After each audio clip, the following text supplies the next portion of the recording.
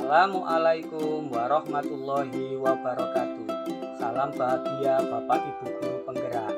Saya Nurul Hidayat Ahmadi, calon guru penggerak angkatan 11 dari Kabupaten Pasuruan. Saya akan memaparkan kesimpulan dan refleksi pemikiran Ki Hajar Dewantoro pada modul 1.1 antar materi.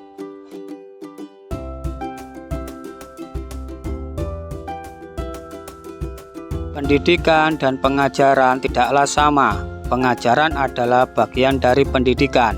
Pengajaran adalah proses pendidikan dalam memberi ilmu untuk kecakapan hidup anak secara lahir maupun batin. Sedangkan pendidikan pada hakikatnya adalah menuntun atau memberi tuntunan terhadap segala kekuatan kodrat yang dimiliki anak, agar ia mencapai keselamatan dan kebahagiaan setinggi-tingginya, baik sebagai manusia maupun sebagai anggota masyarakat. Pendidikan menciptakan ruang bagi murid untuk bertumbuh secara utuh agar mampu memuliakan dirinya dan orang lain serta menjadi mandiri.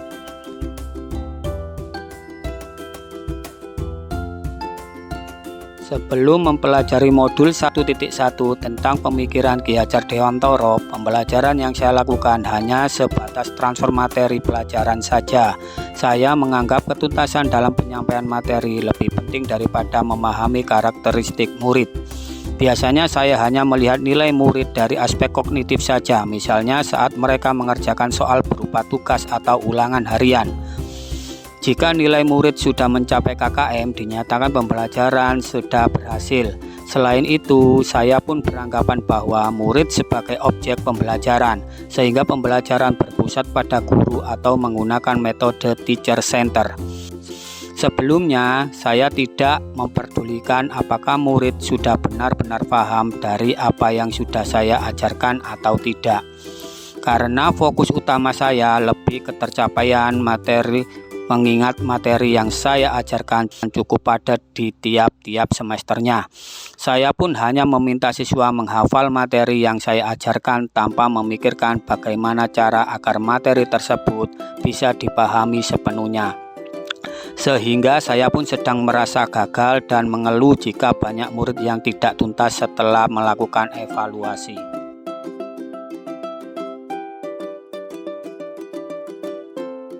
Namun setelah saya mempelajari modul 1.1 tentang pemikiran Ki Hajar Dewantoro, saya menyadari bahwa apa yang saya pikirkan dan saya lakukan selama ini tidak tepat. Seharusnya saya melakukan proses pembelajaran secara menyeluruh, bukan hanya aspek kognitif saja, namun juga efektif, psikomotor, spiritual, sosial, dan budaya. Murid bukan sebagai objek pembelajaran, melainkan subjek pembelajaran. Artinya, murid mempunyai kebebasan berekspresi, mengemukakan pendapat, berkreasi sesuai dengan metode atau model pembelajaran yang tepat. Guru seharusnya sebagai fasilitator pembelajaran. Guru pun harus ikhlas, penuh kesabaran dengan segala ketulusan hati agar terwujud pembelajaran yang menyenangkan dan berpusat pada murid. Selain itu, saya harus mempelajari karakteristik murid. Karena setiap anak dilahirkan unik dengan kelebihan dan kekurangannya masing-masing. Saya harus menghargai setiap karakter murid, memberikan kesempatan mereka tumbuh sesuai dengan kodratnya.